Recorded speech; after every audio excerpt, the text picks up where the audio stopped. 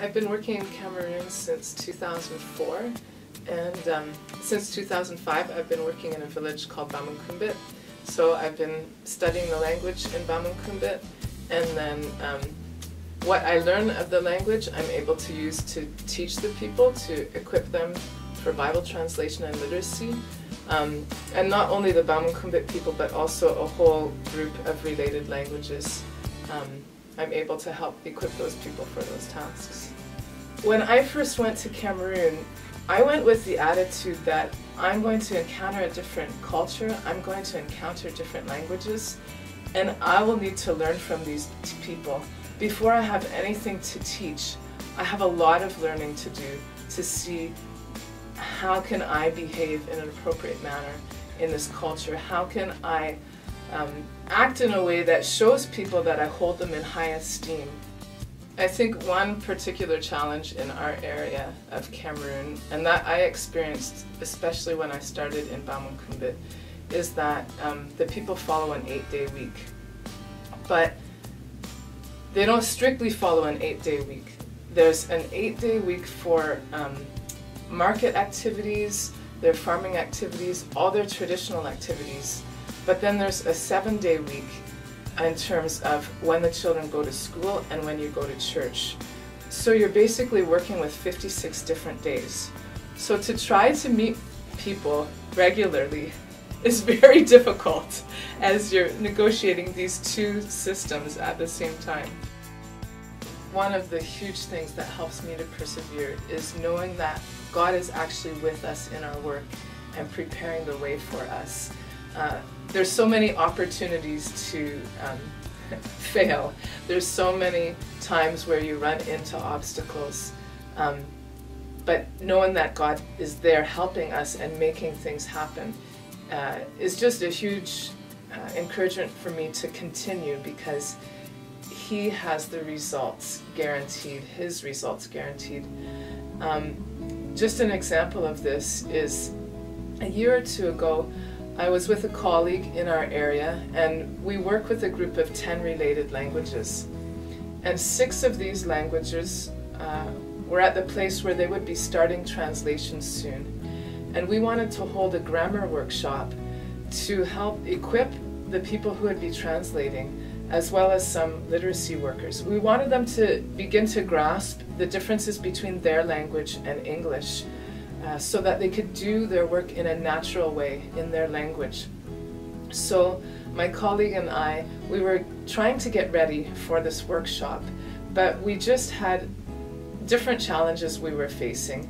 Both of us had experienced a lot of sickness and fatigue around that time, and it came to the point where we were 2 weeks before the course was to begin, and we hadn't been able to contact people from all of these 6 villages. And this is a challenge because some of these villages are remote and don't have telephone reception. And we didn't have time to go on, by vehicle to all of these villages to notify people. And I was feeling like a failure and thinking we didn't have enough time to communicate with people, we didn't have enough time to prepare well, and we should just postpone the whole thing. But my colleague was eager to just persist and see what would happen. And we would just see who would show up. Well, in those 2 weeks, we were able to contact at least one person from each of these 6 languages. And some of them said, yes, we'll come to the course. Others said, well, we have prior obligations. We can't come for the whole week, but we can come just for 1 or 2 days. And so we said to them, okay, if you can only come for 2 days, come for the first 2 days. So we had a great turnout those first days. People from all 6 languages came, and we were excited that we had such a good attendance. But we didn't know how the material would be received by the people. But as we began to teach, people got so excited about discovering grammar of all things in their languages. They got so excited that they began to postpone or delegate other obligations they had.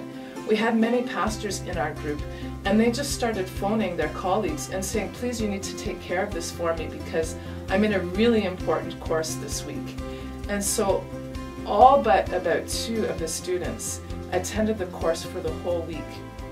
And they were thrilled with what they were learning.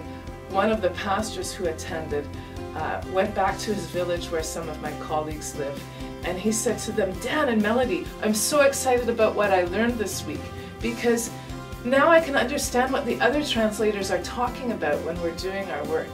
So just all around we saw that God had prepared the time and the place and the people, and he had even led us to how we chose what content to teach and how to teach it.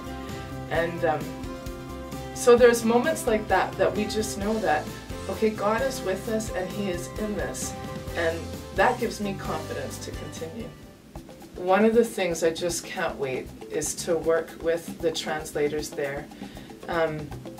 In Bamunkumbit, so far most of the work has been done by volunteers who can only give you just an hour or two at a time, and amid all of their farm work and other obligations, you just get bits and pieces of their time. By the end of this year, we're expecting in Bamunkumbit that we'll have 4 translators who will receive some salary and will be working half-time on the translators.